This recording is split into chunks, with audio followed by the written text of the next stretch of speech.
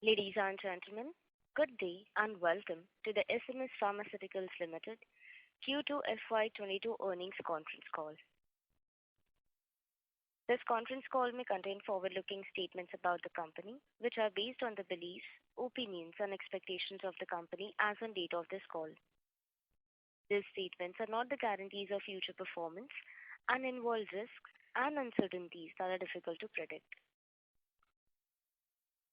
As a reminder, all participant lines will be in the listen-only mode, and there will be an opportunity for you to ask questions after the presentation concludes. Should you need assistance during the conference call, please signal an operator by pressing star then zero on your touchtone phone. Please note that this conference is being recorded. I now hand the conference over to Mr. Vamsi Krishna, Executive Director at SMS Pharmaceuticals Limited. Thank you, and over to you, sir. Good afternoon, everyone, and a very warm welcome to all of you present on our first earnings conference call to discuss the financial performance for the quarter and half year ended September 30th, 2021. I hope everyone must have got an opportunity to go through our financial results and investor presentation, which has been uploaded on the stock exchange as well as the company website. For the benefit of all the participants, I would like to discuss about SMS Pharma in brief initially, followed by our financial highlights. So SMS Pharma was established in 1990. SMS Pharma is a global API intermediates player with strong research and manufacturing team supported by state-of-the-art manufacturing facilities. It has capabilities for a wide range of APIs, intermediates, and has handled varied process reactions and reactor volumes up to 3000 KL. Undertaking contract manufacturing of API and advanced and basic intermediates, offering a competitive advantage to the clients, especially in the later stage life cycle of the products. With a demonstrated manufacturing excellence over the last 2 decades in a broad portfolio of therapeutic segments, the company has become a trusted partner to a customer base in over 70 countries, including clientele in top 20 pharmaceutical companies.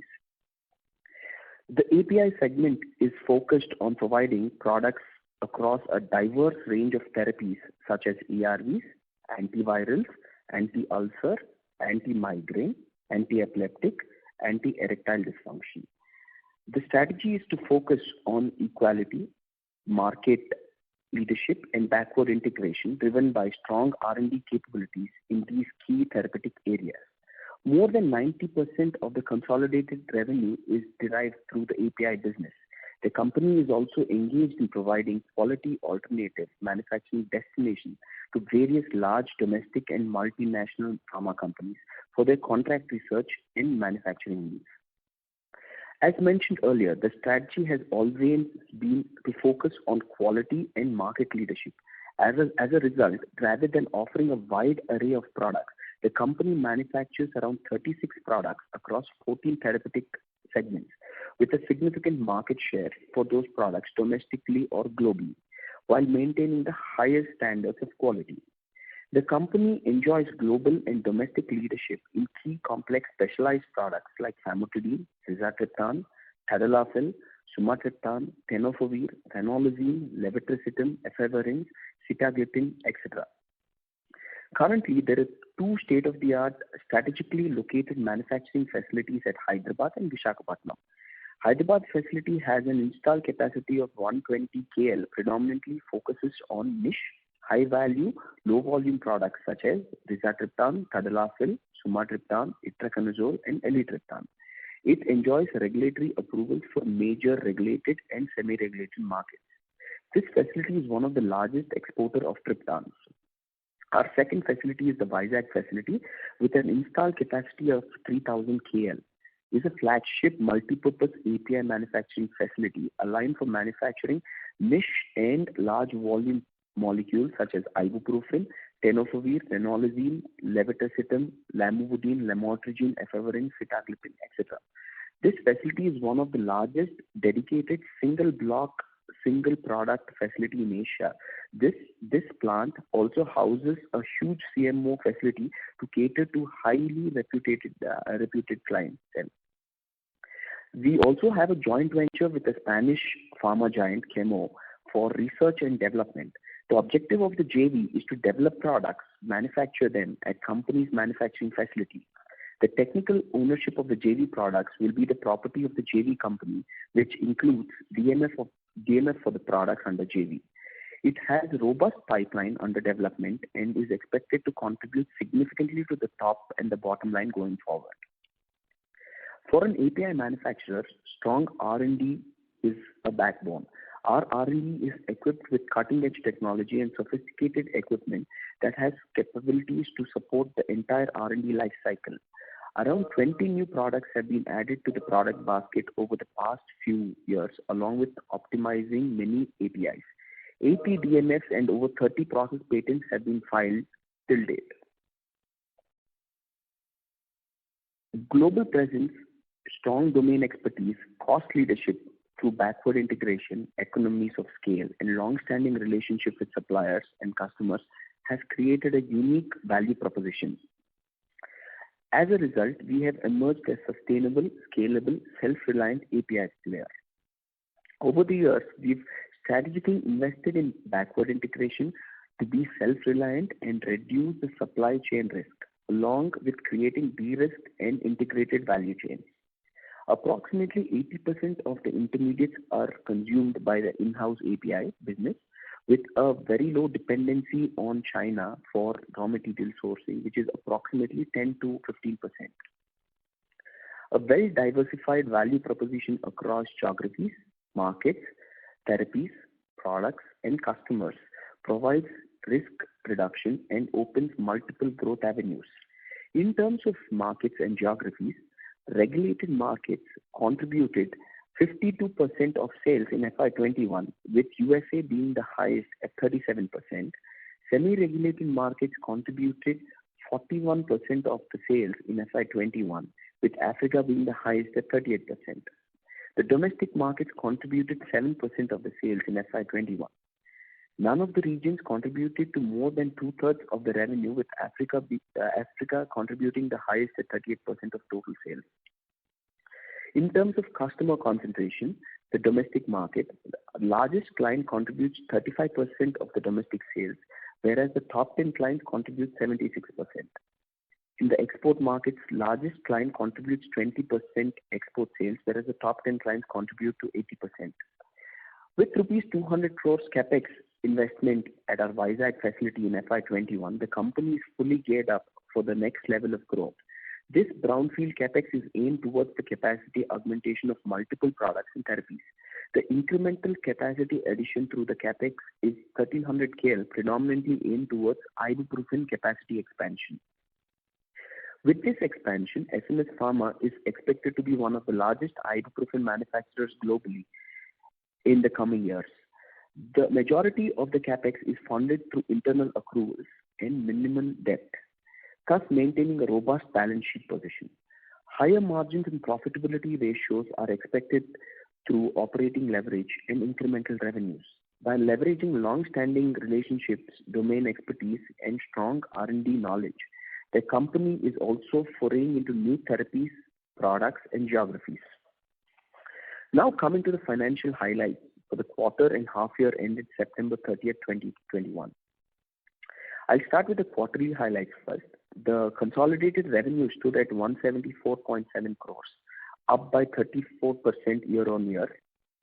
The robust revenue trajectory was primarily driven by a pickup in the volume.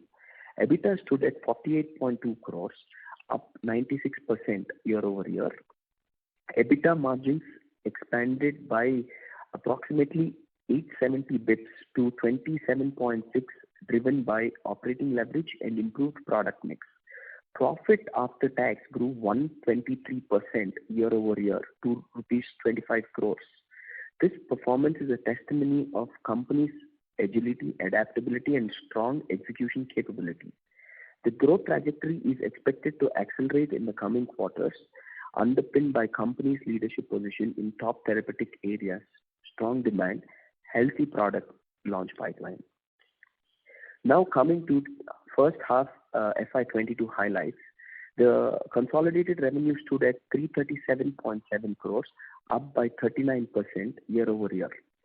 EBITDA stood at 93.9 crores, up 100% year-over-year. EBITDA margins expanded by approximately 850 bips to 27.8%.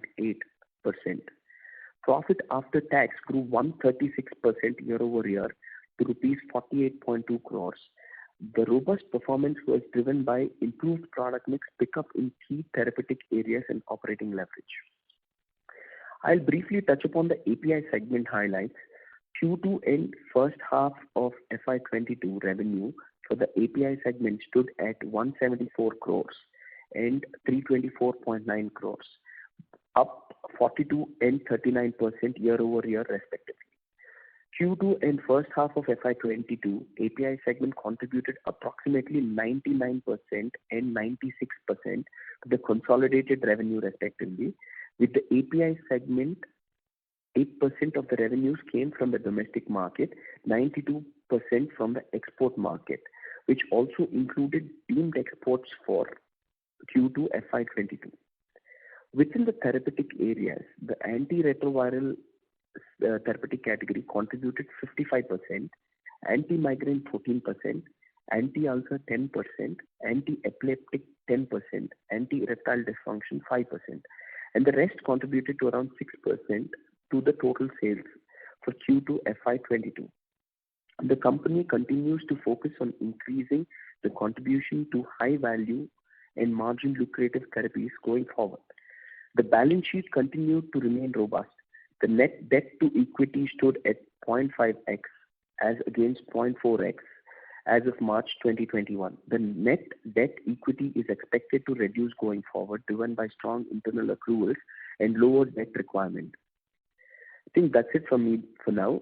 We can begin the Q&A session. Thank you. Thank you very much. We will now begin the question and answer session. Participants who wishes to ask a question may press star and 1 on the touchtone telephone. If you wish to remove yourself from the question queue, you may press star and 2. Ladies and gentlemen, we will wait for a moment while the question queue assembles.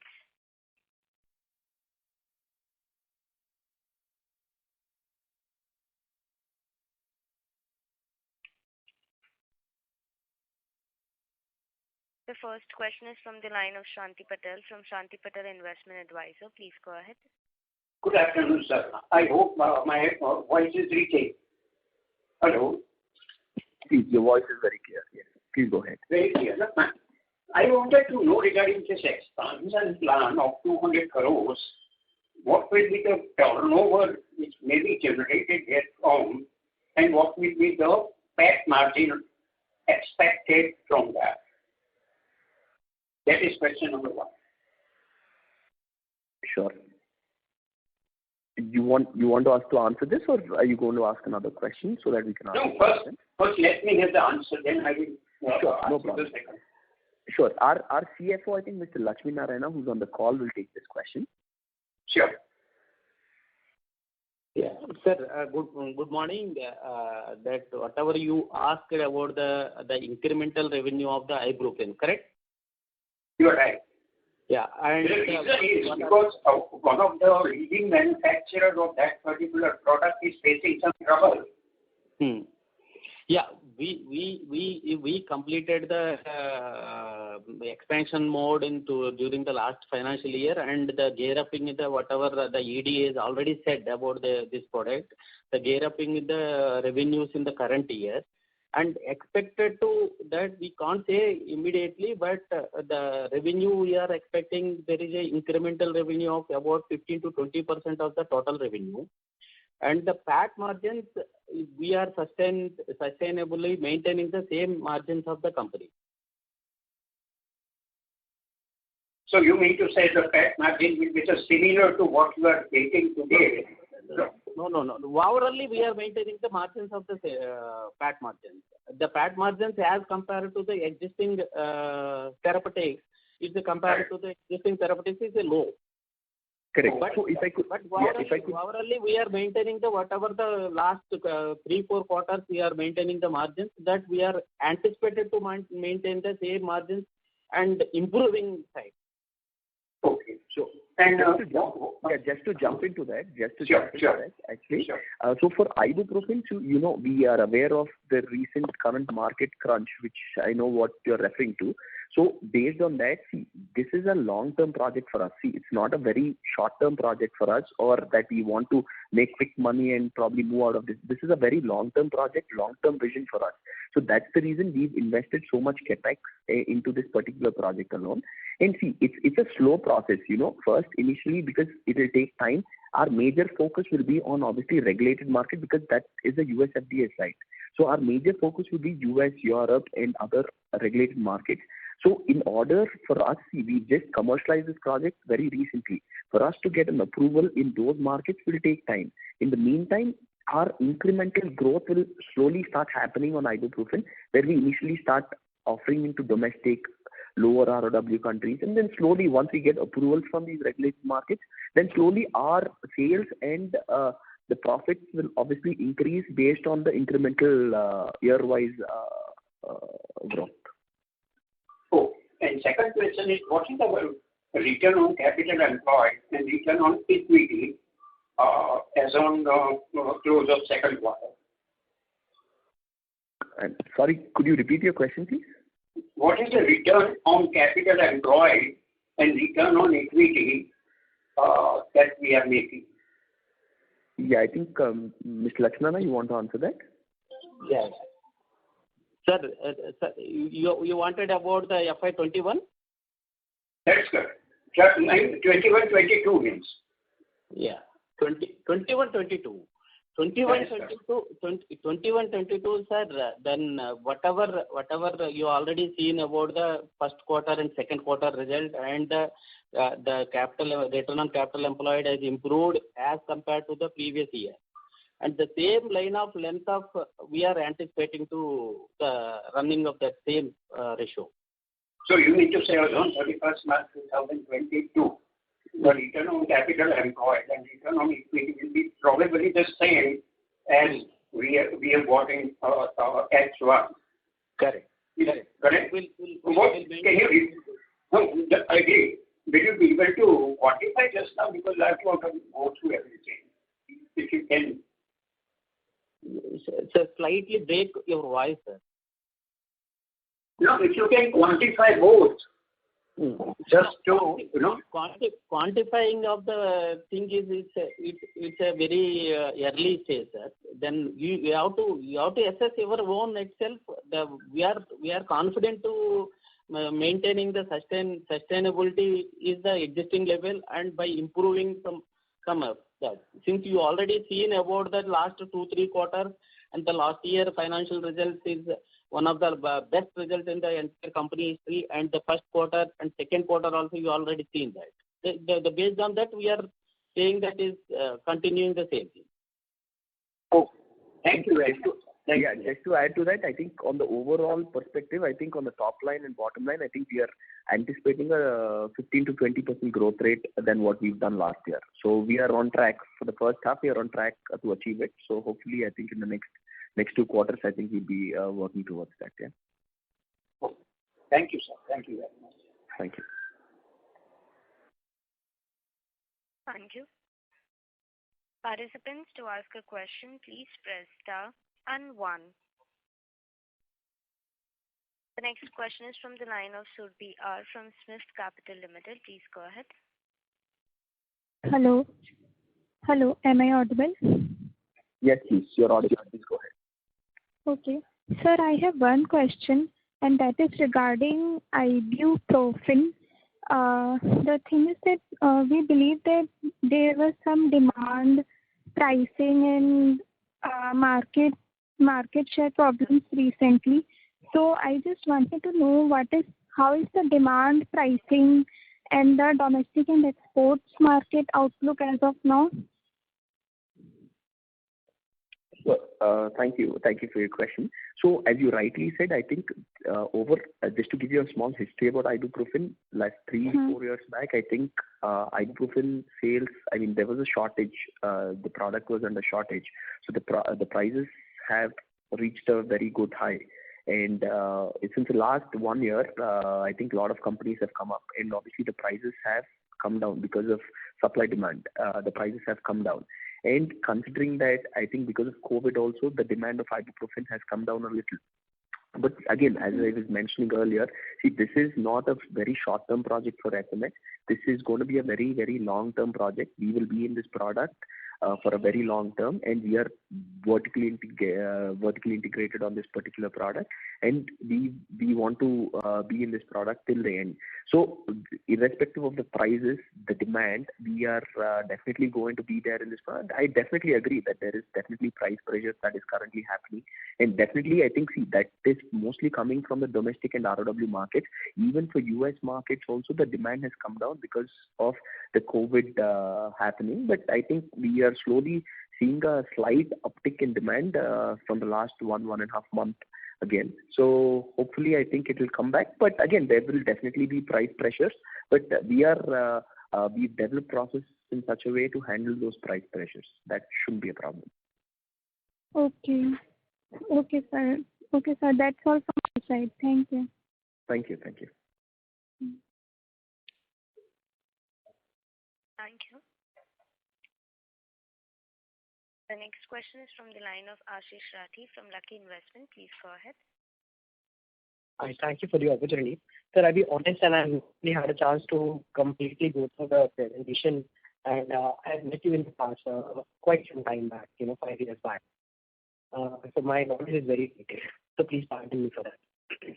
I just want to take an update from you. Firstly, if you could explain a little bit more about this CHEMO, contract CDMO you're talking about, the Spanish pharma joint venture you're talking about. When did this happen? What are we doing exactly here? How big is the contract?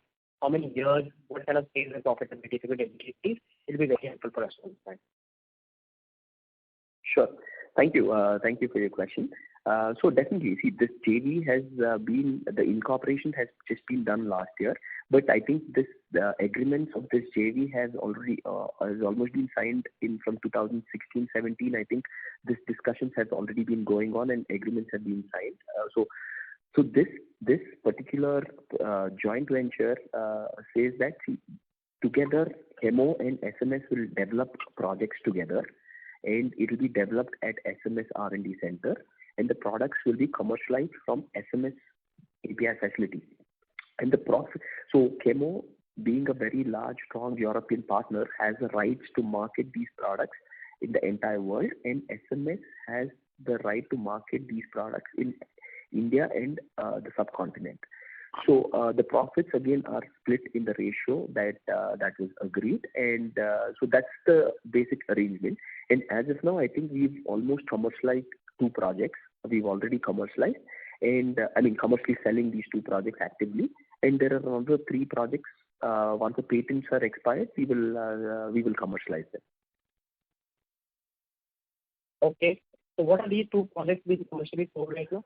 So one is Ranolazine, that is part of the joint venture, and one more is Penamphenil, that is currently being sold in the domestic market because patent expired recently. Future down the line, I think sitagliptin, all the gliptins, sitagliptin, vildagliptin will be sold on the JV. And apart from that, there are flozins, canagliflozin, dapagliflozin, all the flozins and pagliflozin that are being and it's been developed already. It's being currently validated at our plant site. So some of these molecules which you're saying, the ones you said are in the patent. Which are the molecules in the patent? Because the sitagliptin, vildagliptin, most of them are off patent, right? No. Sitagliptin is still not off patent. Sitagliptin is going off patent next year, I think next June in India, and I think maybe July or August, I think in Europe. So next year. So even vildagliptin also in India it's off, but in US, Europe, and all the regulated countries it's still under patent. So Ranolazine is off patent, and that's also just I think 1.5 year back. I think it's just got off patent. And even Penamphenil we've started supplying locally. In India there is no patent, so some of our customers have got approvals in the domestic market, so they are taking some good requirements from this product. What is the profit sharing structure like? Is it a cost plus basis we are selling for the other market? Yes. Cost plus basis, yes. So cost plus would be like a 20% kind of a number is the respectable? Around 15%, around industrial margin of 15%, yeah. And the profit sharing, what is, this is the cost plus. What is the profit sharing? The profit sharing applies in Indian market or what? I'm sorry. The profit sharing is we sell in the respective markets, and once a quarter or once a year we reconsolidate and we split the margins, and whoever owes to whom will automatically be transferred accordingly. Sorry, sir, not clear. So when you're making, say, the Parampril or Renault, Correct. Then what you're doing is you're making it for chemo for other markets, mostly the regulated markets. The drug is off patent, so you're supplying the APIs to chemo. Is that what you're doing? And you make some intermediates. Yeah. In APIs only, APIs. So we have a transfer price. So we have a transfer price at which we supply to both of them.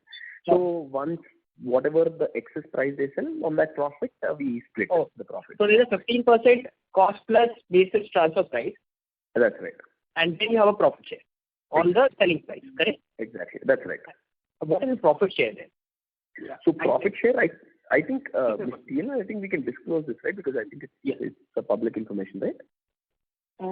Sir, that's an open document since we already disclosed it. 55%. Okay, yeah. So it's 55-45. 45 is the SMS format. So 45. 45. Yeah, 45 SMS, 55 chemo, yeah. 45 SMS. Perfect. So what gets us so excited about this project? So like this whole joint venture. Correct. So see, here the advantage, the biggest advantage that we have here is Chemo is one of the biggest companies in Europe, where they have a wide variety of customers, where unfortunately SMS currently does not have tap into, right? So those customers have been completely tapped for some of these projects. For like sitagliptin and few other projects, all these customers have been tapped. And for some of the other projects where we are very strong in the US market, like domestically, where some of the Indian manufacturers who are selling in the US market, so there where we are very strong, so basically we join forces. They are very strong in Europe, we are very strong in Indian market. So we are creating some good avenues for this particular joint venture. Like we are one of the largest in Renology as such, in terms of, because we are commercially selling this product. We are one of the largest based on our strategic partnership. So this actually excites us quite a bit, because I mean it's a very big joint venture with Chemo, but it still has to flourish, because obviously all these are just sample quantities that we're still selling, because the patents are still not expired. So once the patents are done, I think you will see good progress on that, on the commercial front. Right. So I understand. So it will take some time, and it will progress in its own way, on its own course. But on a broader vision, like a 3 to 5 year old, 3 to 5 year horizon, can we look at this as a meaningful, the entire JV contribution to top line and bottom line, northward of 20-25% of the company? Yes. You could easily look at that as the 20%. Yes, around 15 to 20. I wouldn't say 25%. I would say 15 to 20%. All right. And I saw the PPT, and I remember from the last conversation which we had, your primarily still appears to be an ARV manufacturing company. Correct. Right? Correct. I correct. believe efavirenz was our largest product. Correct. Correct. So that was back then, I believe. So now I think tenofovir has caught up actually. Yeah. Tenofovir. Okay. Yeah. And tenofovir, we do the various combinations also, or we just sell tenofovir? No, we are the API manufacturer, right? So we just do the API. So I mean, our formulators do the combination. So we just do the API. Who would be our clients here for tenofovir? I'm sorry? Who would be the key clients for tenofovir? Oh, so that is a little confidential information. That so we are doing Indian clients or Indian clients. Okay. We're doing CMO for a couple of big players in India. Yes. And how big is the revenue for tenofovir for us? Out of the 57% of the top line, which is ARV, 40% is tenofovir? 1 second. I think we've on the ARV segments. I think this quarter, I mean this half year, I think they contributed to 57%. That's right. Yeah. So majority is AR. Majority is efavirenz actually. Sorry, majority is tenofovir. I'm sorry. Yeah, majority is tenofovir. Yeah. We don't do anything in terms of dolutegravir or anything. We are making that, or not Not yet, not as of now. But yeah, we validated the product, but it's not picked up, and the volume of dolutegravir is also not that high. It's a small dosage. It's a 50 mg dosage, right? So the volume is also not very high. I'm the one asking questions. The operator, if you want me to stop, I will stop, and someone else is in the queue. You can take them. I can come back later. Otherwise, I can continue, sir, with your permission. Okay, I'll assume I can kind of continue. Sorry to interrupt you, sir. If yes, you please. can please come back in the queue. I will, surely. No issues. Yeah. Thank you. The next question is from the line of Dhaval Shah from Swan Investments. Please go ahead. Yeah. Hello. Good morning, sir. This is Sachin Kasra here. 2-3 questions, sir. One on this ibuprofen. We have seen that the margins recently have come under pressure for all the key players. So could you just comment a bit on what is like the demand supply pricing scenario there and what is going to be our strategy? Sure. See, on ibuprofen, we are playing a long game. We are not playing a very short game as of now.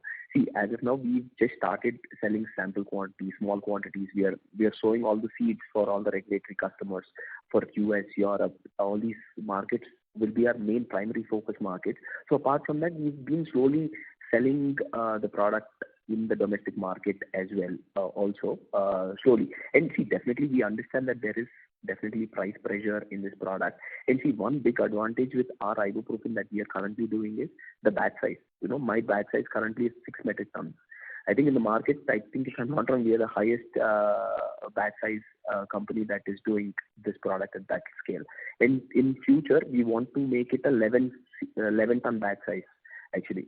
So we have all the equipment to do that 11-ton batch size. So we are working on those. So some small ways we are trying to figure out, optimize it, see wherever we can say. See, end of the day, this is a commodity product. SMS is known for commodity products. Like SMS is the largest, was the largest producer for ranitidine, which is a commodity product again. When we entered this product, there were 23 players or something, and we became the largest player, world's largest player on this product. That's also a commodity product, So this is our bread and butter, commodity products, playing them is our strength, and definitely we are playing to our strengths, and this is definitely a long-term product and long-term vision for SMS. It's not something that a quick revenue can be spun out of it, and it's definitely a long run project for SMS. So what is our current capacity on a monthly or yearly basis for ibuprofen, and what are our aspirations? Do you want to be like among the top 2-3 players globally? Yes. Absolutely. And currently our capacity is around 500 metric tons. And we built a block for 1,000 metric tons per month capacity, but we've not installed everything. So obviously we are taking phase wise. So the first phase is already completed. It's around 500 metric tons per month is the capacity. You mentioned that your reactor will go from 6 tons to 11 tons. So once you go to this 11 tons, that's when your capacity will become 1,000 tons per month? No. That's speculative, right? So again, if you increase the batch size, the time cycle also will increase, right? So you cannot do a direct comparison in that sense. But yeah, I think it might increase by 100 metric tons here or there. Yeah. So eventually we will be like 1,000 ton capacity in ibuprofen. Exactly. Based on once we start getting more orders, we will slowly incrementally, once we hit that 70%, 80% on a consistent basis, we will go for our next phase of expansion to 1,000 tons.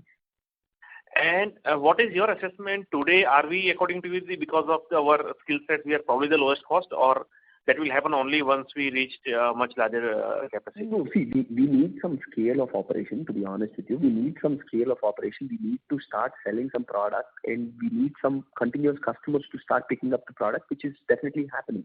So once we get to a scale, once we start, say for example, like in 500 tons, we start producing every month 300, 350 tons, right? So that's when we have that scale. So once we get that scale of operation, that's when the real crunch starts coming in, and we tighten the screws on the, we'll see how to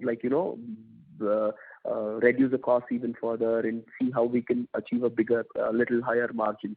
So that's where it will actually come at. See, selling 50 tons or 100 tons at this point of time will not give us that leverage or that opportunity. Once we hit a certain threshold, that will probably give us a better benefit. Yeah. Sure. Secondly, sir, this 200 crores capex that you mentioned, so what is like the ramp-up plan? And what is the type of revenues we can expect to come from this new block over the next 2 to 3 years?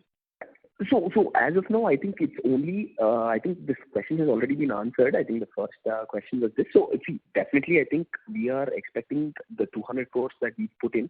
We are expecting a 20% growth in our top and bottom line. And again, so it will be a stage wise. It has to be. I mean, this is a product that has to be taken up with a lot of patience. Ibuprofen. So it might not do miracles overnight, but it will definitely be one of our, like, we will definitely be in this product for a very long term, and it will slowly add up revenues, because in the initial year we're only focusing mostly on domestic and ROW markets, because it will take time, DNF approvals for our ANDA partners to get their approvals. It will take time. They have to do the qualification, they have to do stability, which is 6 months time. Again, they have to file with the agency. That will again, review time is another 6 months to 1 year. So again, that will take another year and a half. So we are betting on all these Europe and US commitments a little. Can we assume FY24 you will get full capacity from this new plant? Yes. That's the plan. Yeah. FY24, I think you will be able to see a full-fledged ibuprofen block going. And by that time, we should be like a 800 to 1,000 crore revenue company. So basically, once we achieve 800,000 crores, we will have to do incremental capex again for growth. Exactly. So I think that's the plan. I think post 1,000 crores, we will be looking at more capex expansion. And that will have to be done in greenfield, or we still have a lot of infrastructure to keep expanding brownfield? So I think, I mean, it's too early to comment, I guess, but I'm guessing, I think a greenfield probably will be the direction. But again, this is very early to comment on that. But yeah, we are getting a greenfield because I think our facility in Vizag has also reached its capacity. So I know, though it's a 100-acre site, but there's a lot of space available. But that the threshold probably will be crossed. So I think we'll probably have to look at a greenfield facility. But again, that's very, very early to decide on that at this point. Sure. Last question was on the margins. So we used to be in the 90 to 20% margin band. Last 4-5 quarters, we are now closer to 25% band. And we have been, seeing the numbers as well as, hearing that there's a lot of pressure on the API side. We are one of the very few companies, in fact, this quarter we sustained the margins. So how should we look at this margin scenario going forward? Sure. So you see, definitely, I think the margin scenario is, that's the biggest advantage of a backward integrated company, because because most of the companies you see probably maybe if ibuprofen we are also doing, maybe I think we will also have a little price pressure because of the Chinese this thing. But see, as of now, I think our majority of the intermediates for key products are all done in-house, or if not, we are actually bringing them in-house. So I think that has created us a quick leverage, and obviously I think we are also not increasing the cost, because I mean customers also are very, very important. So we are not increasing cost to the customers. So I think we are trying to take that small burden, whatever it is. But yeah, I think also one more very key important thing is our own products. Apart from the CMO projects, our own products started picking up. I mean, last 2-3 quarters you've seen our own products have picked up quite well. So because of that, if more than CMO, if your own products goes, your margins are sort of better, right? So that's what has happened. And if you see the percentage of revenue, like comparatively, I think our own products have increased compared to ARVs or CMOs. So that's the reason for that. Yeah. And this 200 crores capex, large part of it is gone for manufacturing ibuprofen. Yes. I think it's a dedicated block that we've built for ibuprofen. Obviously, other major products also can be handled, but yeah, as of now, we've dedicated to ibuprofen, where we've bought in 30 KL reactors, which are very, very huge in size. So yeah, any other major products can also be done there, but predominantly we are only focusing on ibuprofen. On that. And are we also vertical? Thank you, Mr. Shah, but may I request you to please rejoin the queue? Yes, madam. Just continuation of this last ibuprofen thing. So are we also vertically integrated in this ibuprofen? Yes and no, but I mean, like one of the key SM we buy from outside. But yeah, I think we are. I mean, like again, as I told you, right, till we achieve that threshold, it's not required for us, because the contribution of that KSM is hardly 20% in our ibuprofen costing. So it's not 50-60% above it. So it's not crossing our threshold to make it in-house, actually, to be honest with you, as per our process. Our process is slightly different from the current existing players in the market. So yeah. So thank you. Thank you. The next question is from the line of Hiten Boricha from Joindre Capital. Please go ahead. Hello. Hello? Yeah. Good morning, sir. Am I audible? Yes, please. Go ahead. Yeah. So my question is on the Visakhapatnam plant. So our current capacity is 300 KL, and this is excluding the 1300 KL, which is going to commercialize in Q4, right? No. This is including that, actually. Okay. So this total volume is 3,000 KL, yes. Including 1300? Correct. Yes. Yeah, okay. And sir, can you help me with the what kind of asset turnover we are expecting from this 200 crore kind of capex? Yeah. So again, as we just answered previously, the same question, I believe, right? I think so that predominantly that is being the capex has been whatever block that is built is dedicated to ibuprofen. So again, we are expecting an overall growth of, as a company, as an overall growth of about 15 to 20% top and bottom line. So based on that, again, in a couple of years, we require 2 years to commercialize that block fully. So I think you will see the actual revenues from that block maybe FY24. So yeah, at that point of time, it will be expecting to be around 20-25% from where we are by end of this year. So. Okay. So I have one more question on the bookkeeping side. That's on the inventory level. Okay. Am I audible, sir? Hello? Yeah, please. Yeah. So our inventory has gone up from 140 odd crores to 220 odd crores YOY. So can you help me? What is the reason behind that, and is it going to normalize going forward? Yes, sure. Mr. Lakshmana, you want to explain on that, or you want to? Yeah. Sir, I'll explain you that inventory level is increasing because of we are buffer inventory we are putting to that by considering the global factor, one of the major reason. And another thing is my ED will explain you about the COVID related products. And the whatever the inventory is increased from last year to this first half year is only increasing of our product portfolio and volume of the product portfolio, and we are maintaining the high buffer because of the global factor. Sir, Unsi garu, explain about the code. Sure. So again, as he mentioned, right, so we have multiple factors here. So first one is, I think, global, shortages and, China shutdowns and all. So we've put in inventory just to make sure that we don't run out of intermediates or a couple of other things. And apart from that, I think that if that's minor, I think we are doing a lot of work on some of these COVID projects. I think so some of these projects we've made sure that we've gotten some inventory from outside, from China, and we are waiting for a couple of approvals on some of these projects. So once we get those approvals, I think those inventory will definitely normalize. I think in the next 1-2 quarters, I think it will definitely normalize. Okay. And sir, one more question on the other expenses side. Other expenses. Yeah. Go ahead.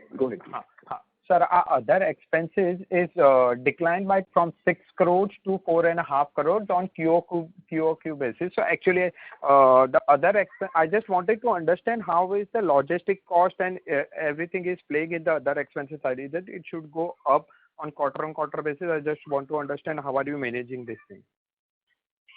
No, the logistic expenses depends upon the market conditions only. I think you are already aware of it. Recently, the Q2 tag end of Q2, there are increase of the logistic costs by all globally. That we are directly showing to the headwise into my books. Hello. Sorry to interrupt. May I request Mr. Hiten Boricha to please rejoin the queue? We have participants waiting for the turn, sir. Yeah. Sure, ma'am. Yeah. Thank you.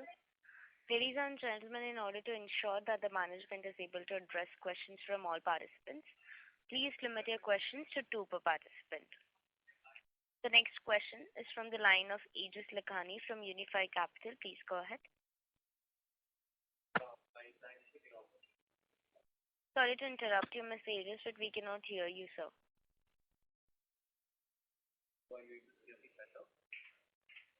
Mr. Aegis, may we request you to unmute yourself if muted from your handset?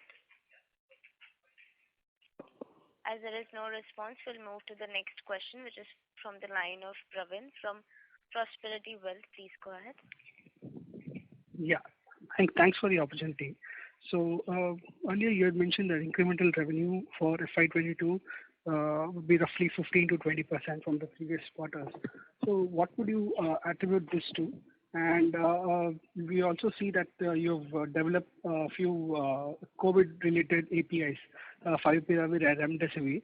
Now that the COVID, pandemic has slightly, has gone down and reduced. So what do you see this going forward? How would this API help you in the coming quarters? Sure. Thanks for your question. So again,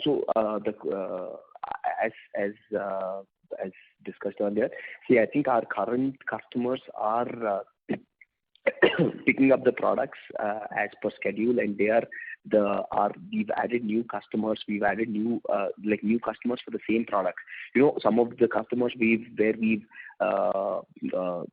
pitched in products for approval for development phase last 2-3 years. I have been getting approvals recently, and I think they started picking up the product.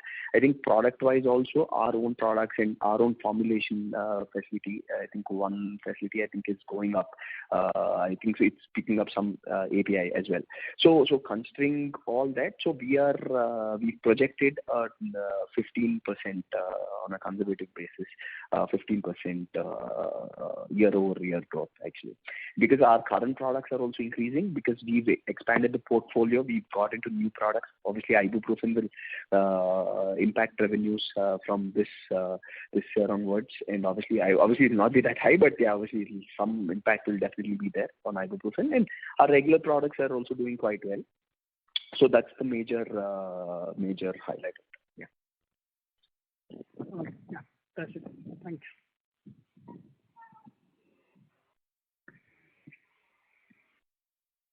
Thank you. Yeah, that's it from me.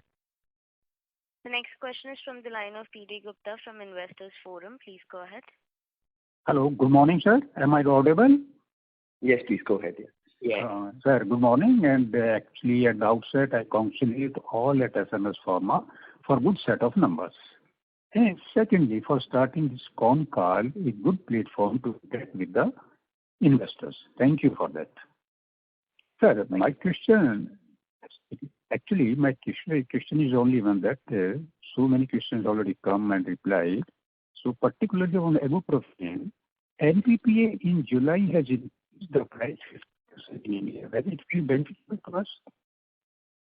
I'm sorry, you just broke off. I couldn't hear your question. Could you just repeat it again? In India, NPPA has increased the price of ibuprofen by 50%. Correct. So whether we will be benefited by it in supply to India, in India? Sure. So the problem there was, I think, the number of manufacturers parallelly, I think the number of, so it is again, different, multiple factors affected it. So because of COVID, I think the ibuprofen globally has gone down a little. So that was one of the key drivers. And apart from that, I think the number of competitors also have increased, I think, on ibuprofen. So based on that, that impact is not very high because again supply demand, right? So number of players offering this product is high, the demand is lower, and obviously the prices will obviously be little on the lower side. So that is the current thing that is impacting. Again, as we told you, Mr. P.D. Gupta, that again it's not a short-term investment for us. Definitely, it's a long-term product for us. We are definitely going to be in this product, and based on our history with some of these commodity products, we've done well, like Famotidine. Again, we are one of the world's largest. Ranitidine, again, one of the world's largest. So like that. So in that scenario, we are definitely very confident on ibuprofen that definitely it will be a long-run product for SMS, and definitely there will be good revenues coming out of this product in the future. Okay. Actually, my second question is, what is our order position as on date for contract manufacturing, export and domestic? Can you please let me know? Is it for ARVs or like order book on hand? The total order position, total book order. Total order book position. Yeah, Laksana, can you give out this information or is it really confidential? I think we may but Mr. Gupta ji, that the company is having a sufficient order book for the current financial year. Okay. And having a clientele for the long-standing relation with the clientele, and the market conditions for our products is also in the favor. Okay. Whatever I grouping things already explained in detail, and the company is good maintaining the order book. Okay. Thank you. And once again, thanks for starting this concall. Please continue to interact with the investor at the appropriate time. Thank you very much. Sure. Thank you. Thank you. Thank you. The next question is from the line of Anish Munka from GST Investment. Please go ahead. Thank you, sir. So have you seen any inventory stocking this quarter from customers' end? And if you did, then how much were we affected? Thank you. So typically we've not seen too much inventory stocking from the customer's end. From our customer's end, we've not seen too much of inventory stocking. It's a regular business that's happening. So I mean, unlike last year, so this year we've not. Last year there was FY 19-20. There was some. FY 2021. There was some stocking at this stage because the pandemic was at peak, and I think the customers were a little worried about the product coming out of India because of the lockdowns and other scenarios. So at that point of time, the stocking was quite high. But this time around, I don't think that the customers are placing advance orders. So it's as per our regular business schedule. There's no emergency buy or anything on that. Did you see some destocking happening this quarter? Not much. Also, it's not much. I mean, it didn't have much impact on us actually. So it's like a regular, maybe 1-2 products might have happened, but our regular business is going smooth actually. Yeah. So what is the vision for the CDMO segment in the next 3 to 5 years? Like, what is our competitive advantage? And are we only present in end of life cycle management? And what sort of a business are we targeting from there? So currently, we've not taken up actively CDMO business at this point of time, to be honest with you. So we are still at the initial stages for the CDMO business. So the only CDMO that we are doing is for that joint venture that we are doing, so Restall is our product in our process. But definitely, I think this is one particular segment that SMS is very keen to get into further, and definitely want to foray into this in the near future. But as of now, we've actually are in the very initial stages, and the only CDMO that we're doing is for the JV right now. So we definitely have plans to get into this in the near future. Okay, just a final question, sir. So is the new capacity fungible enough to be used for other molecules, and how much time will it take? Additionally, how much cost competitive do we think we are compared to the existing ibuprofen players who are already backwardly integrated? Correct. So again, so 2 questions. So the first one is, I think we are definitely this line can definitely be converted and used for other products also, if that's your question. So the second one is definitely we are competitive. Again, as I mentioned clearly on the batch size, which we have one of the highest batch sizes that is currently being operated in the market. So for such a commodity product, analytical cost is also a very important parameter. So when you increase your batch size, the cost of analysis obviously decreases by 5 times than what our competitors are doing. So apart from that, raw materials definitely, again, as I very clearly mentioned in the past also. So once we get that scale of operation, that actually helps us to work more aggressively on this particular product and see how we are in the market. We need to acquire that volume first.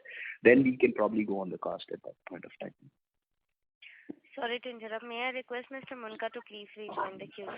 Just a part of this question. So how much time will it take to transfer from ibuprofen to other products, sir? Just this question. I mean, it depends on product to product, product to product, equipment feasibility. Maybe 3 to 4 months max, I guess, depending on product and feasibility. Thank you so much. Thank you. Thank you. The next question is from the line of Surbi R from Smiths Capital Limited. Please go ahead. Hello. Hello, am I audible? Yes, please, go ahead. Sir, my question is again a follow-up on my earlier question regarding ibuprofen. You said that the demand and pricing pressure is continuing, and in the last 1 month, you have seen a slight uptick in the demand. Correct. So, sir, I just wanted to know if you could give some long-term view of the demand and pricing scene, both in the domestic and export market. Do you see the numbers going back to pre-COVID level? If yes, then by when? No, absolutely. Definitely, I think pre-COVID level, we are definitely going to see this ibuprofen crawl back into, because this is a very age-old product, and definitely those numbers will come. But again, it's very tough to predict the timeline, but our estimation is maybe it will take a year and a half to probably reach to those levels in terms of volume. Obviously, but pricing definitely depends on the competitors, right? Because in the past, obviously, there was 1 or 2 competitors in the market. Obviously, the pricing will be dictated by that. But more competitors will actually, reduce the pricing. But definitely, I think in terms of volume, as we mentioned, I think in the next 1-2 years, I think 1.5 years, I think it should be back to the levels where it was. Okay, sir. That's quite informative. Thank you, sir. Thank you. Thank you. The next question is from the line of Ashish Rathi from Lucky Investment. Please go ahead. Yes, thank you. Sir, so FY22, you're saying 15-20% top line growth and bottom line growth? Yes, that's the target. Yeah, that's the target, actually, yeah. Which means no growth in the second half, because we've done 39% in the first half on top line. 139% on the bottom line. Correct. Again, when we give out projections, it will be conservative, right? So that's a conservative projection that we are projecting. And again, see, first half. We are in the third quarter almost, sir. I mean, that is what we are expecting. The third quarter, you'll have some visibility on the entire year, right? Definitely. No, but yeah. Top line. Yes, 15%. Correct. The thing was in the first 1-2 quarters, there were some good opportunities on some COVID projects where we had some good sales. That was opportunistic, right? So that was not planned or that was not forecasted. So that's opportunistic. Again, there we are also betting on a couple of other products which we cannot disclose at this point of time. But definitely there are some projects that we are banking on, but you don't forecast those in your projections, right? So you will be a little more pessimistic when you give such projections out. But definitely, I think the vision and this thing of the company is very clear that there will definitely be growth that will be shown on this year. Sir, on ibuprofen, you are doing 500 MTPS per month right now, correct? That is what we are not doing it, but that's a capacity we will install. And you are indicating 1,000 MTPS per month, say 3 years out, right? Correct. So that is 12,000 MTPS per annum. At the current market price, even if I assume $10 per kg, that will lead to around 750 crores of top line. Correct. You are saying 25% of 1,000 crore kind of a top line, that's 250 crores. Correct. I am not able to add the math here. No. So this thing that we're talking about 3-4 years down the line, right? So this 1,000+ crores is we're talking about numbers this 4-5 years down the line, correct? So that's, I mean, like you've taken the 20-25% from today. So from today, every year you are expecting. No. I'm assuming 25% of 1,000 crore top line of the company. So that's 250 crore. Okay. And you are saying 12,000 MTPS capacity. Even if I assume 70-80% utilization of that. No. At that point of time, our revenue could be higher, right, than 1,000 crores. So that's what you're probably missing. So right now, yeah. So 750 crores is the potential from this capacity which you are setting up, which is done by IOL Chemicals right now. Correct. So this is 4 years down the line that we are projecting, yes. 4 years down the line, we expect that to contribute 750 crores. If the pricing remains at $10. Exactly. And isobutyl benzene, we are not having in-house.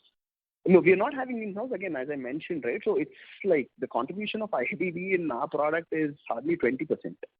So it's 20%, 20 to 22%. So it's not a major limiting factor. So we've evaluated it. But again, we want to set that up in-house later.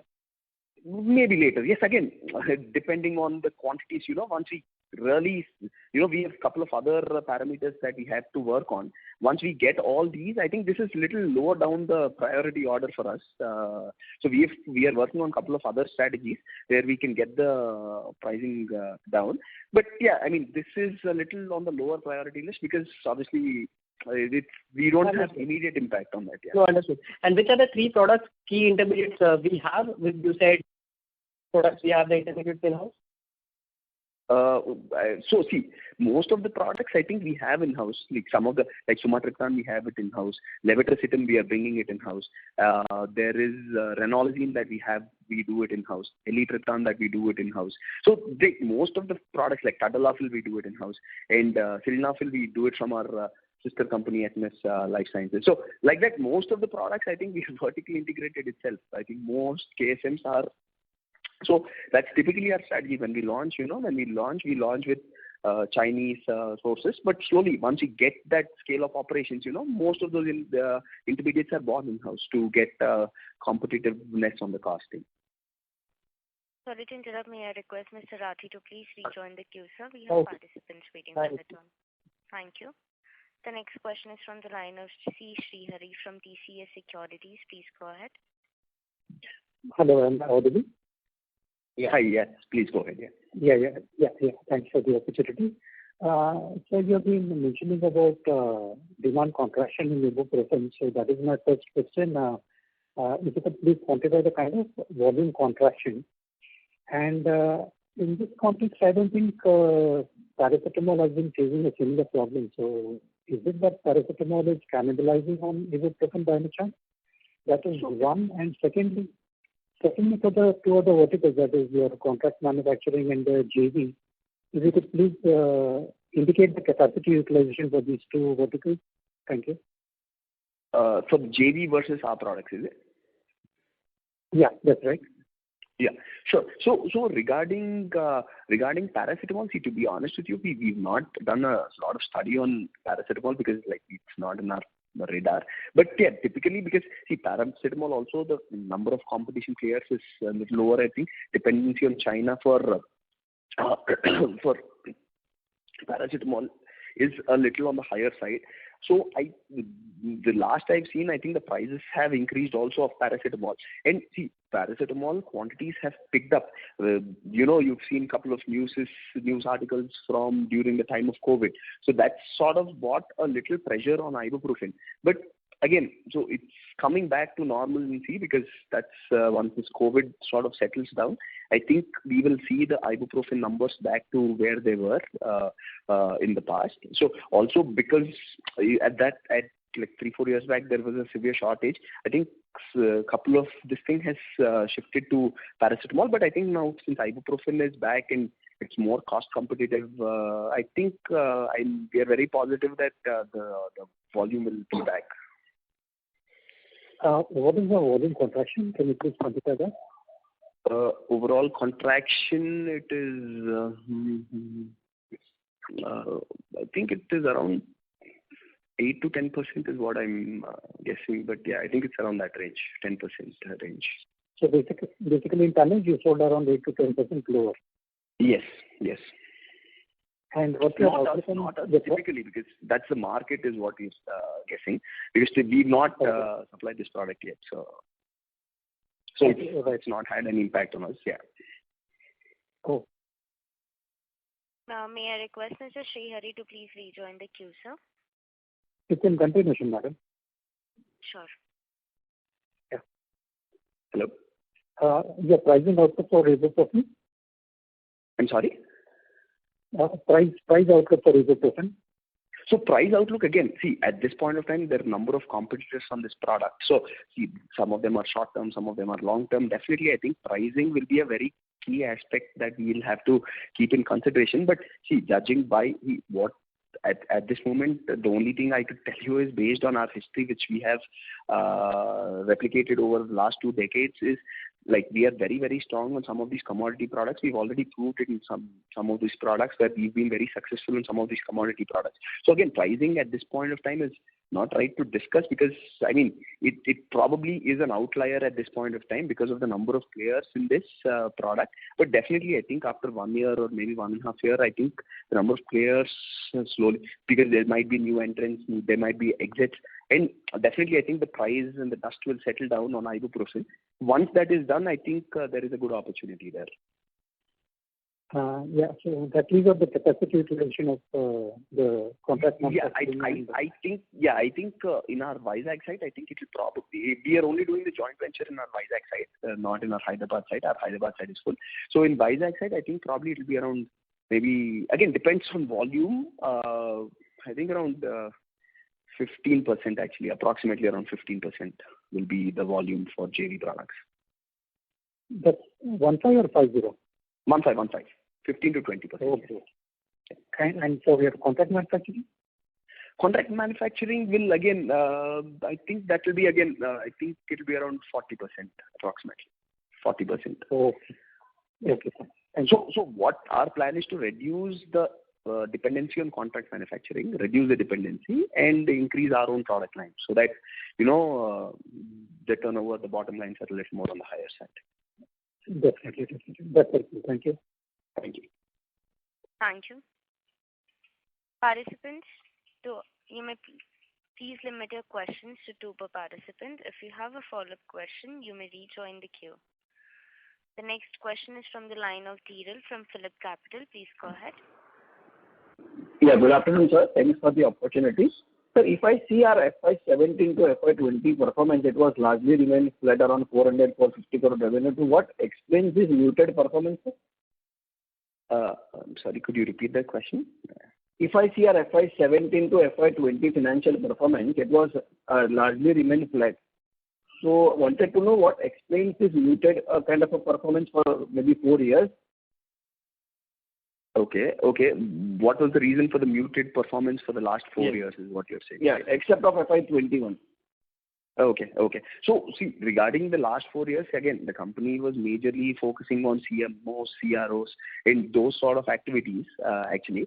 And now I think more products have been validated. Again, as in my speech, I very mentioned, right? So we validated a lot of products, and it takes time. Again, most of the customers that we operate from that facilities are US and Europe customers. It will take easily 2 years for them to, validate the product, get their approvals required. So I think we've been sowing seeds since the last 2-3 years, and I think all of them have been coming into converting into commercial sales at this point of time. So considering, so that was the major thing.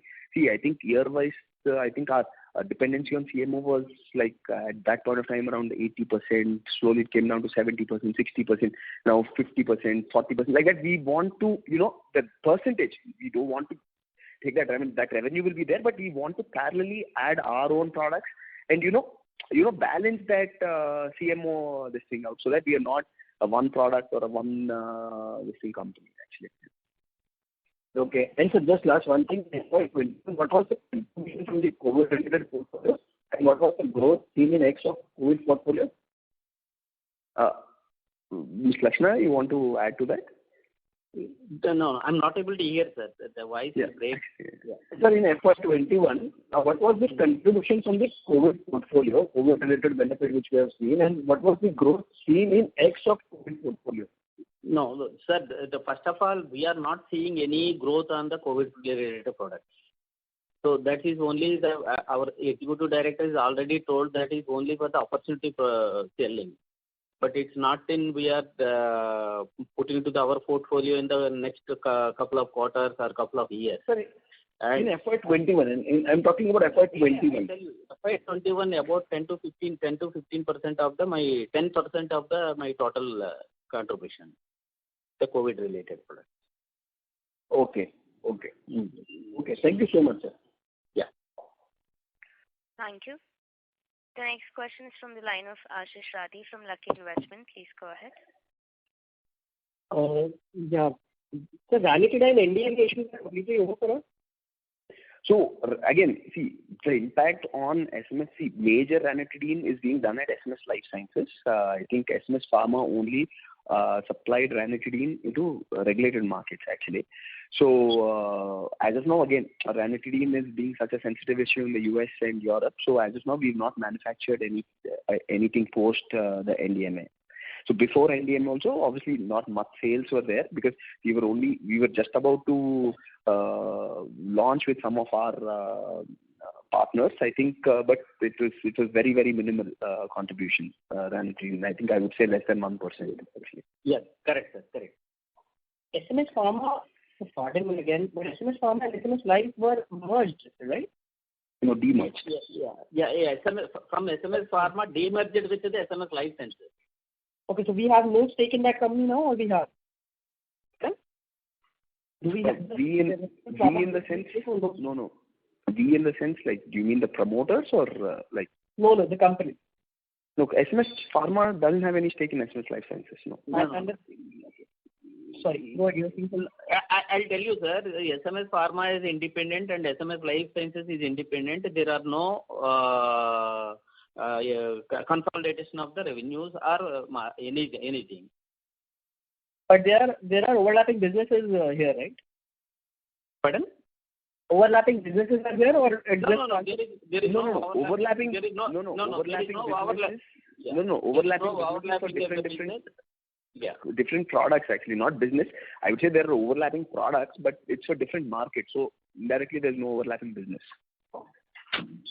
Overlapping products are there, you're saying? Overlapping products are there, yes. Which products are overlapping, and why are you having different companies under the same promoter? I'm sorry. See, the thing is, SMS Life Sciences is not USFDA approval. So SMS Pharma is USFDA approved. So we are selling only some of these products to US markets and Europe markets. SMS Life Sciences is taking ROW and domestic markets with some of those products. So that's the only difference. And what is the sales for SMS Life? With that, we are not this thing actually. You are asking about the independent of SMS Life? No, you're asking about SMS Pharma to SMS Life. No, I'm asking, sir, how big is SMS Life? Because we are... This is not a right forum to ask about another company actually. Yeah. So it's relevant in the sense that as an investor... No, it's not relevant. I think, Mister, I already told about that there are the independent companies and independently listed companies. You can talk about the independently only. Okay? Thank you. Thank you. Thank you. Ladies and gentlemen, this was the last question for today. I would now like to hand the conference over to Mr. Vamshi Krishna for closing comments. Thank you. So multiple industry tailwinds such as favorable geopolitical conditions, Make in India, PLI schemes, China Plus One strategy, cost structure coupled with internal triggers such as capacity expansion, leadership position in key therapeutic, and strong balance sheets are expected to drive the next leg of growth along with improved margins and return ratios. I thank everyone for joining us on this call. Please reach out to our IR consultants, strategic growth advisors, or us directly should you have any further queries. I think that's about it from our side. I think we can close the call now. Thank you. Thank you. On behalf of SMS Pharmaceuticals Limited, that concludes this conference. Thank you for joining us, and you may now disconnect your lines. Thank you.